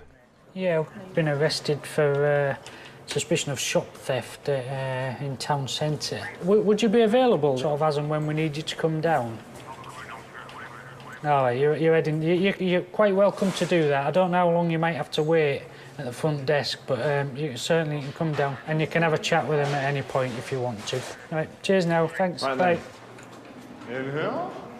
Yeah. Right, Ed, just need to take your shoes off. Hold me notes. That's your mattress. I know you're not, but you can. It's better to sit on there than this hard thing, isn't it?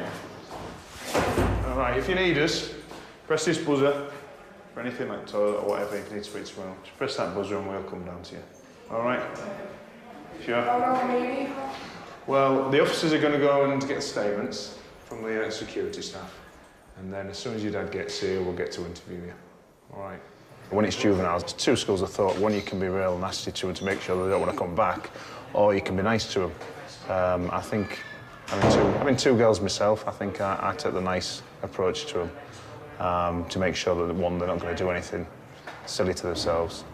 The fact that they're going to cell, that's a bit of a shell shock for them anyway. So they've calmed down. They'll be here for a few hours. They'll think about what they've done, and then they'll get dealt with.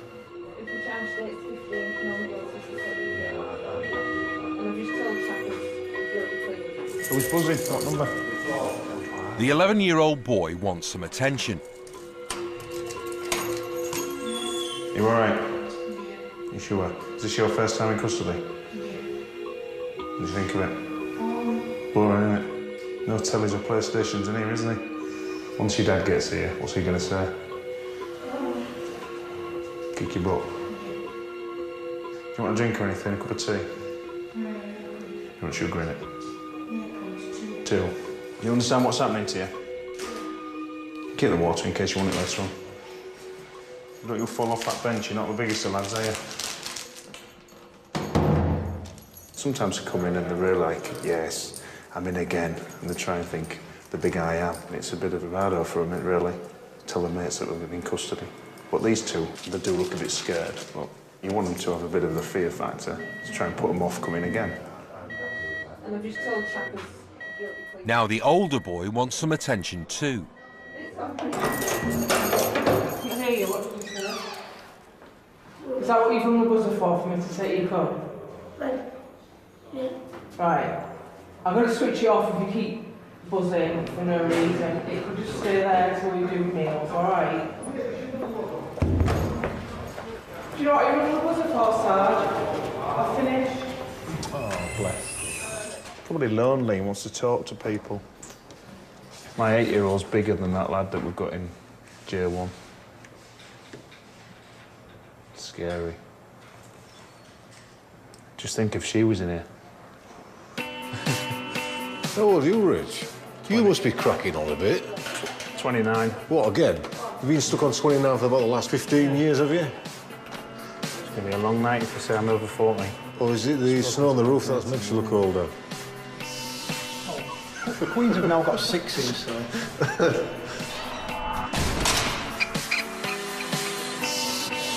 Next, please. Right. Afternoon, evening. You've been in custody before?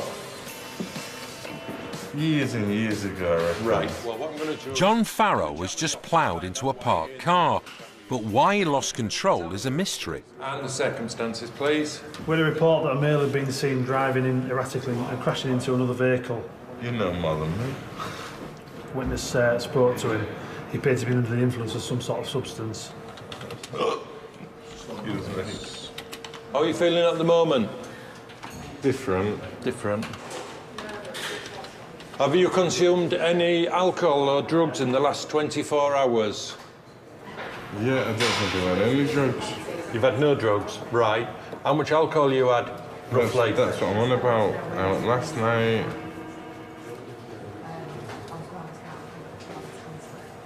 I'll have had about less than a bottle of wine last night. Last night? Yeah. Right, what about today? Have you had anything today? No, nothing today. Right, and you've had no drugs in the last 24 hours? No. Well, something's making you slur a bit. I've had a wacky-backy. You've had a wacky-backy. When did you have your smoke then? When was it? Well, you're up this morning. Right. Do you use drugs every day? Do you use wacky-backy every day? No. If I had the chance, I would, but I don't. Right then, I'm going to authorise your detention at the police station so we can secure and preserve evidence into the offence that you've been arrested for. All right? Have they done anything wrong yet, then? Can't say at the moment. Do you want a solicitor? What for? I don't think it'll make no difference, will it? Right. Well, it's up to you. Yes or no?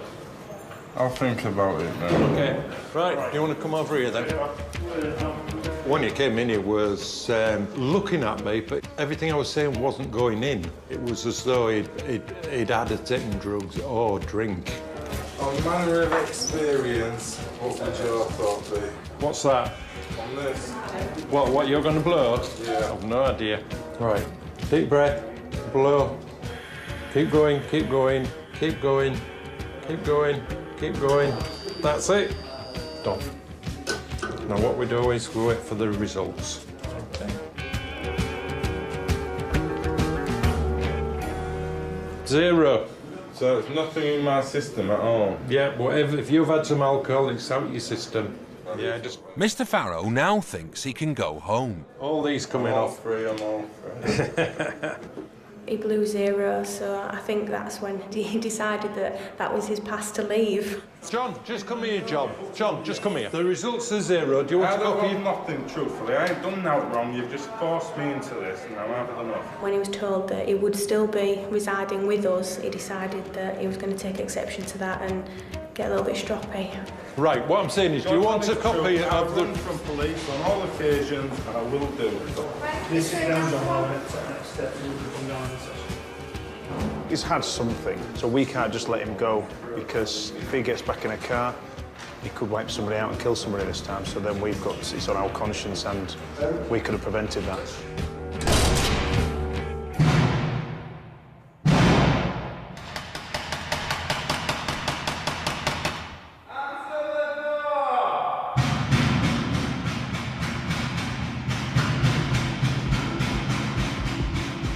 I've never been in farm.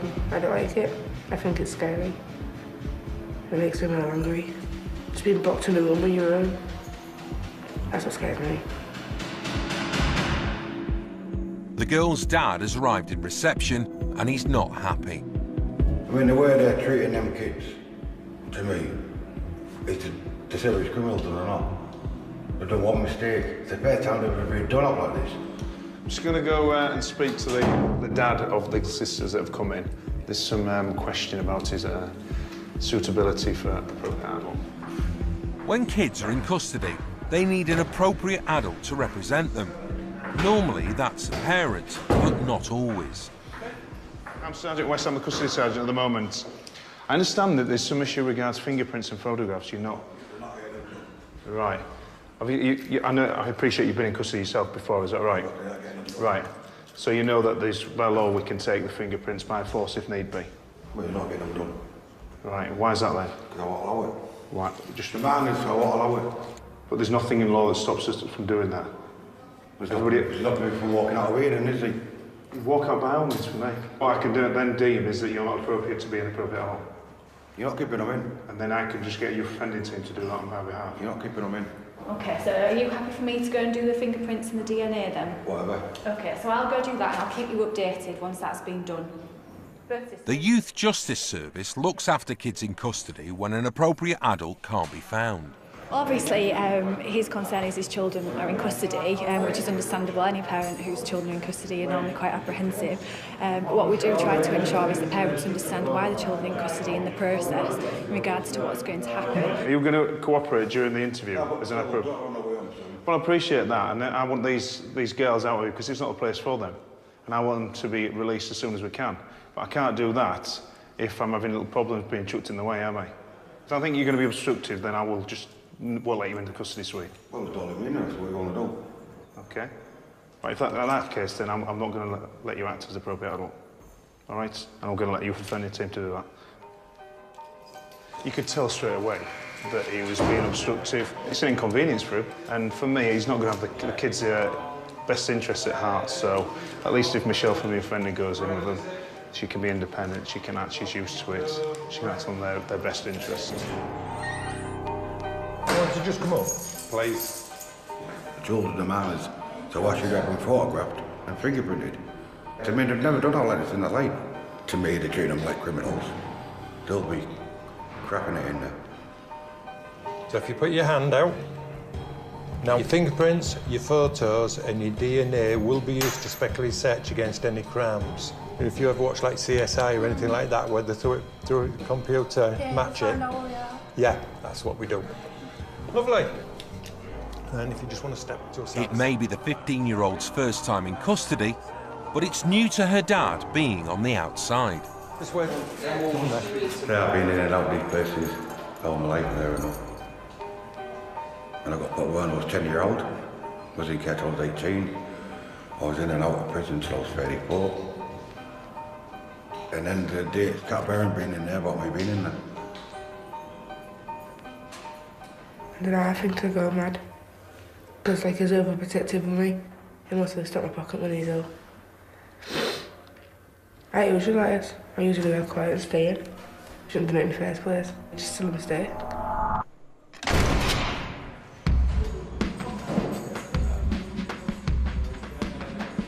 Ricky Love has slept off his anger at being caught peeing in the street and is now fit for processing.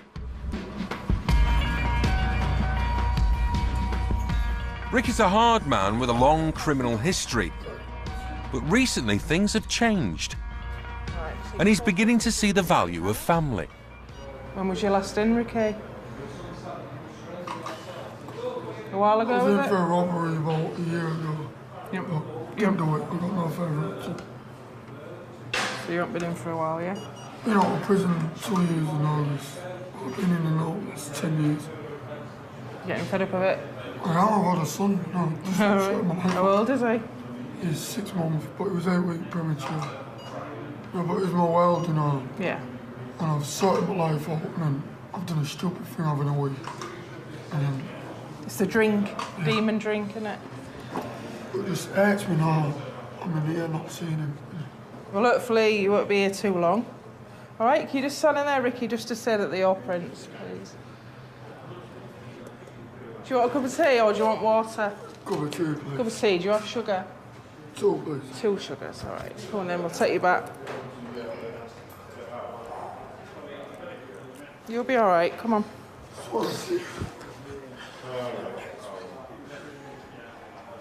Just treat it as a one-off.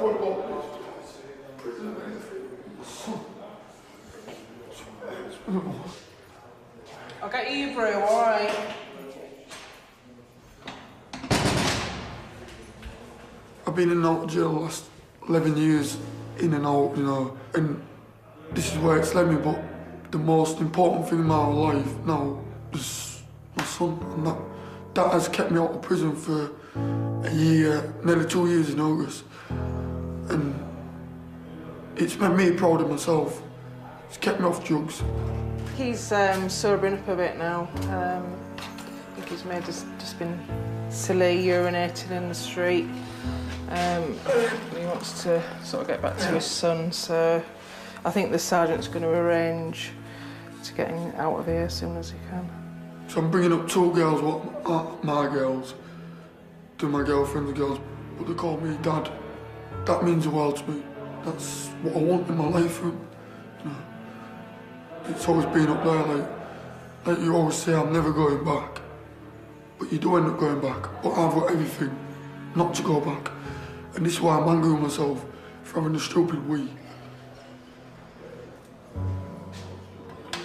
Here you go, Ricky.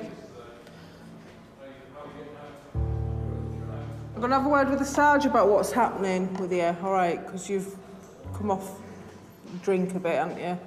Just watch that, because it's really hot. Yeah, so I'll come back and tell you what's going to happen.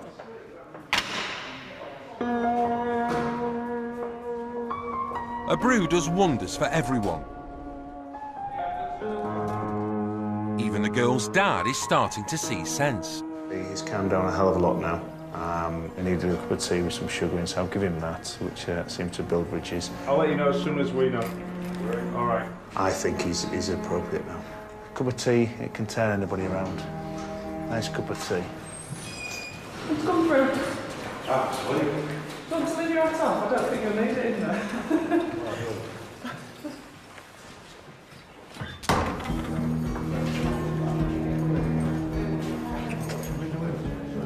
You've been doing something. Fucking at school, you. Yeah, no, we're saying. Never mind letting you know.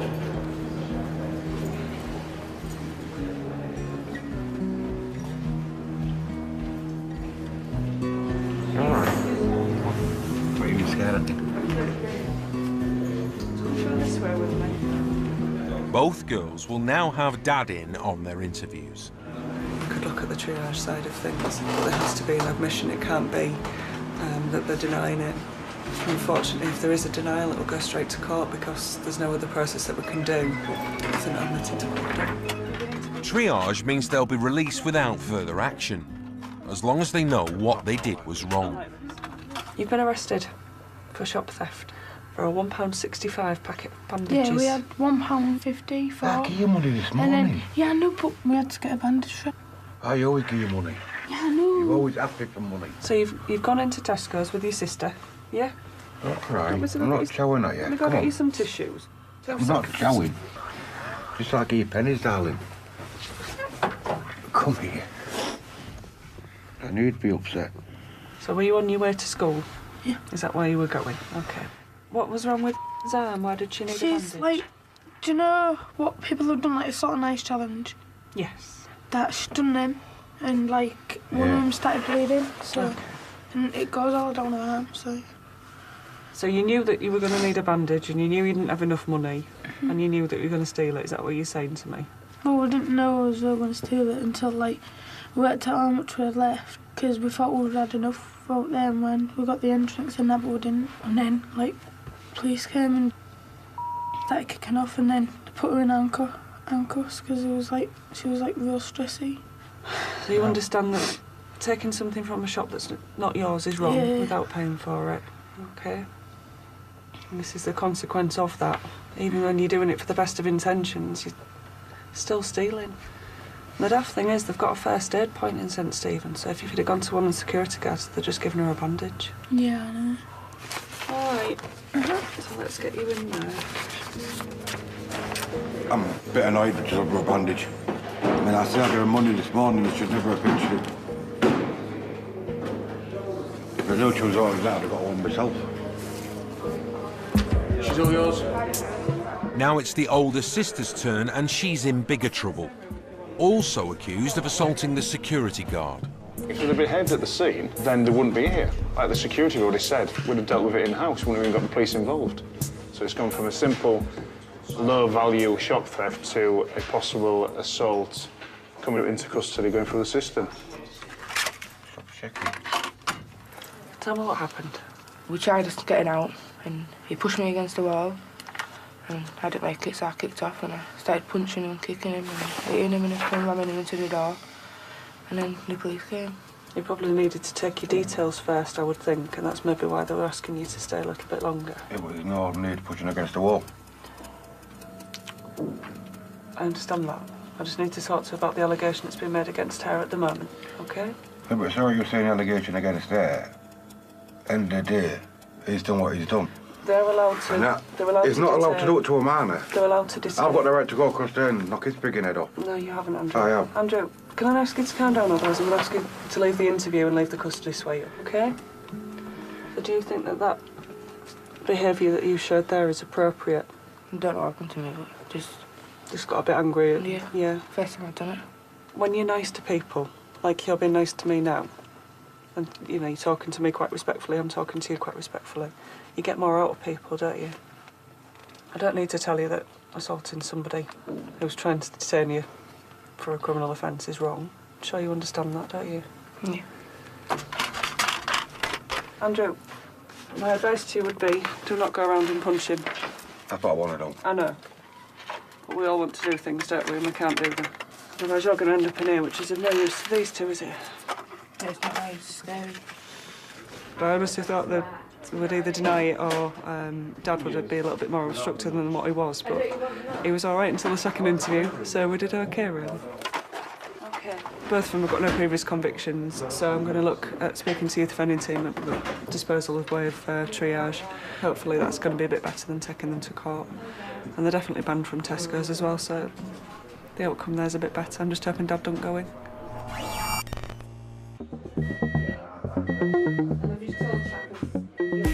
John Farrow, the man who crashed his car but wasn't over the limit, is getting impatient. That's alcohol. I won't be pressing charges. Okay. I am sleeping easily left. This has all been explained to you, hasn't it?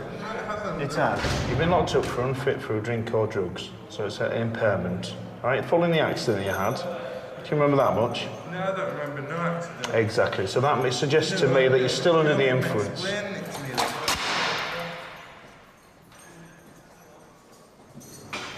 He started trying to tell me what to do, but there's only one gaffer in here, and that's me, so I don't like it when people try and tell me. He's still obviously under the influence of something. To work out what he's under the influence of, the cops have another trick up their sleeve. These boys are here to do the field impairment test, which is a series of interesting little tests to see if they think that he's under the influence.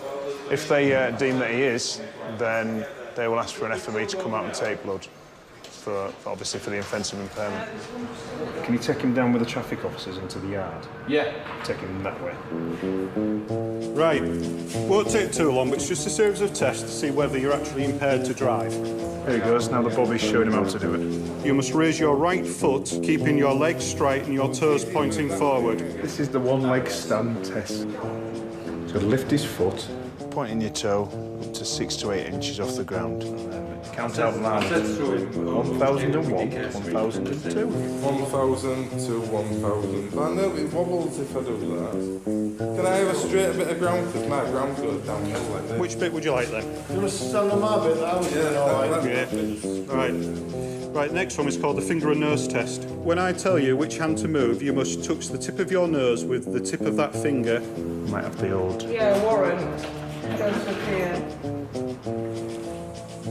Right, next one. You must take 9 heel-to-toe steps along the line. He has to walk toes to toe and not go off the line. Right, keep your left foot on the line and spin round using little steps.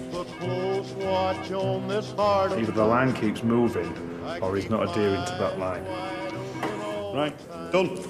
Come on here then, young man. I'm not supposed to drive, I don't think. Okay. Because you're mine, I walk the line. Right.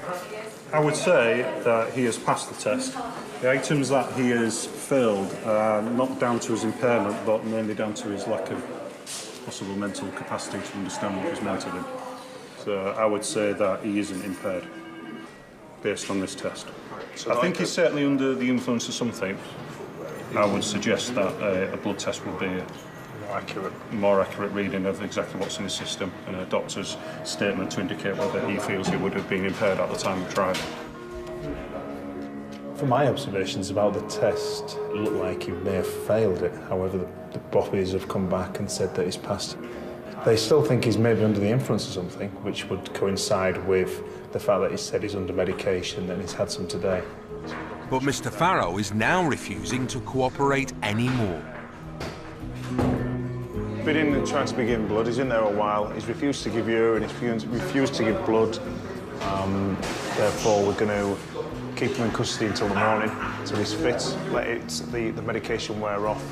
Then he'll be fit to be spoken to, and then fit to be charged as well.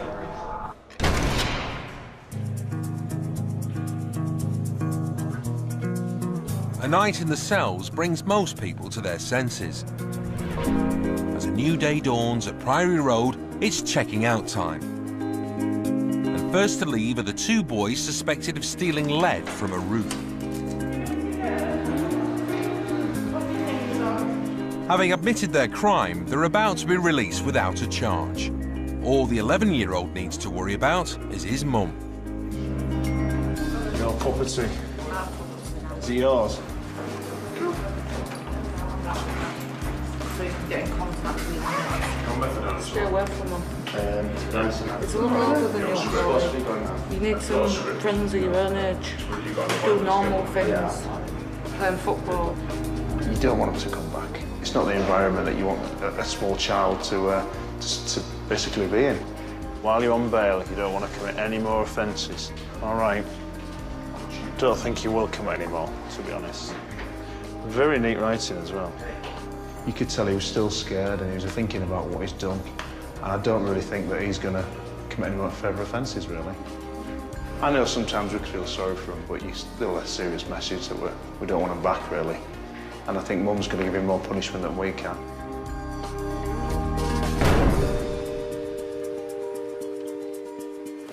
Look at that family.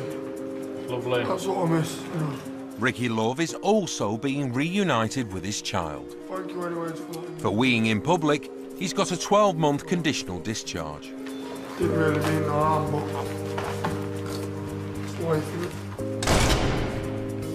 How are you feeling at the moment? Different. John Farrow, the man who crashed his car, was under the influence of drugs. Prescription painkillers for a bad back. I hadn't been to my doctor for a while, and my tablets was all coming down to my last ones. But I didn't realise even that I shouldn't have been taking certain tablets for even while driving. It didn't even click in. Right, Mr. Farrow, are you fitting well to get home? I will do my best. He wasn't done for the crash, but for refusing the blood test. He was fined £50 and banned from driving for a year. I must admit, next time I see any of you, I will run. Well, you better start running now then. Anyway, I'll see you later, Mr. Farrow. You'll be with us again in about a month, OK? I can imagine. Right, cheers. The father of the two shoplifters is nervously awaiting their fate. It's like what I did years ago. I mean, in the end, it didn't work for me years ago. Oh. I mean, they've all come in, they've all good girls. Just actually got a bad temper. Hopefully it'll stop them from coming back in here. But Dad's got to help them do that. They're both going to be triaged, which means they're going to get released. As far as we're concerned, it's over and done with. There's no criminal conviction or anything like that. We do need, obviously, your support of it, though, because what we want to do is make sure triage works, because we don't obviously want them back in police custody. I don't know how you feel about that. Oh, they got a plan when they get home. We're going to get a telegraph from you when you get back. Oh, yeah. Yeah. OK, well, what we'll do then is we'll go to the desk and explain to the girls what's happening. I can't go home. I think I've learned a lesson. 16 DX. So cheer up, definitely, aren't you? Stay to you. Obviously, it's been explained what's happening. There's going to be no further action at this time. The truth has set them free. But was it the whole truth? When you got money there, look. That's the bag. What was that? So why didn't you buy it? Cheers. Go on. In the nicest possible way, I don't want to see you in here again. OK? All right, so you're free to go. Good. I've been here 5 hours. OK, well, I'll give you a ring later on to see how my hand is then. Right. All right, cheers. See you. I'm happy with them, but I'm also annoyed that they pinched a bandit when they got money on them. They could have paid for it. For the sake of what, 70 odd pence.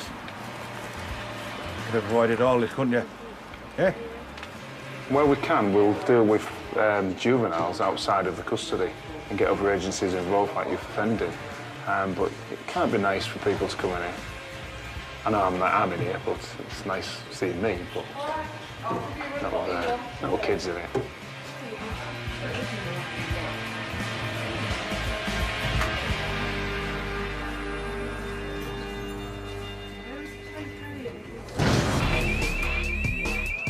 Next time, it's shut down in the lockup.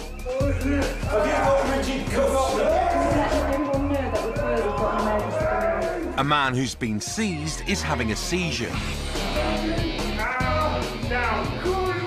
Another man picked up is having a paddy.